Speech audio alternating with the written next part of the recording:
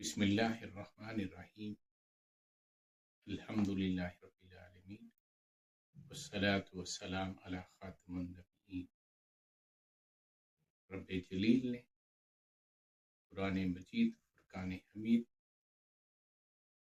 جس طرح لفظ لفظ کی حرمت اور حفاظت فرمائی ہے، اسی طرح سابق قرآن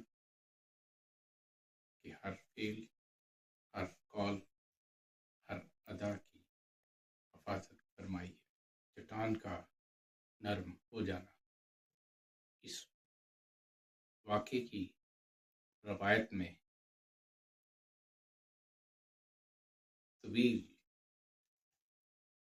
نام ہیں جو اس واقعے کو روایت کر رہے ہیں۔ حضرت انس رضی اللہ عنہ، حضرت برا بن عازب رضی اللہ عنہ کی روایت نقل کر رہا ہوں، ابو نعیم سے، بہقی سے، امام احمد سے۔ یہ واقعہ غزوہ خندق کی تیاری میں پیش آیا، جب یہ فیصلہ ہوا کہ جنگ سے حفاظت کے لیے خندق بنائی جائے،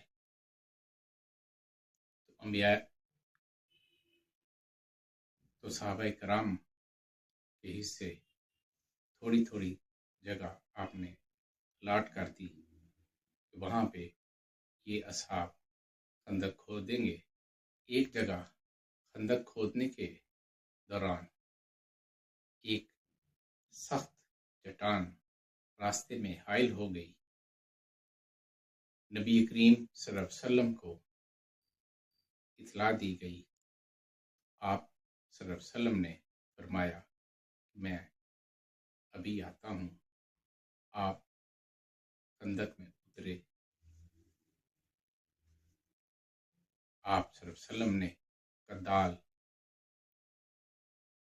دست مبارک میں اٹھائی اور بسم اللہ الرحمن الرحیم پڑھ کر زور سے چٹان پر ضرب لگائی، جس سے اس کا 1/3 حصہ ٹوٹ گیا اور خندق اور مدینہ منورہ کے درمیان سب کچھ جگمگا اٹھا، گویا شب تاریک میں سورج طلوع ہو گیا۔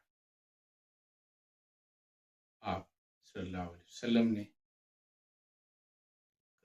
دال اپنے دست مبارک میں اٹھائی، بسم اللہ الرحمن الرحیم تلاوت فرمایا اور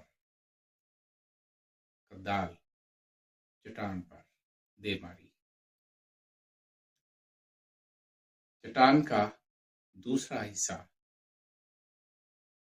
بھی ٹوٹ گیا اور اس میں سے روشنی نکلی۔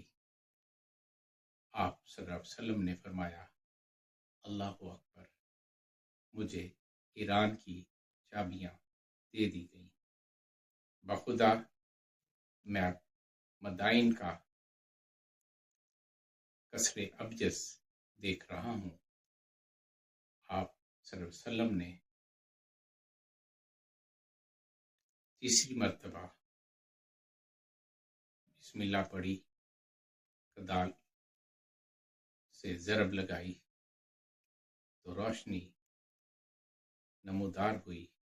آپ صلی اللہ علیہ وسلم نے فرمایا اللہ اکبر، مجھے سنا اور یمن کی چابیاں دے دی گئی۔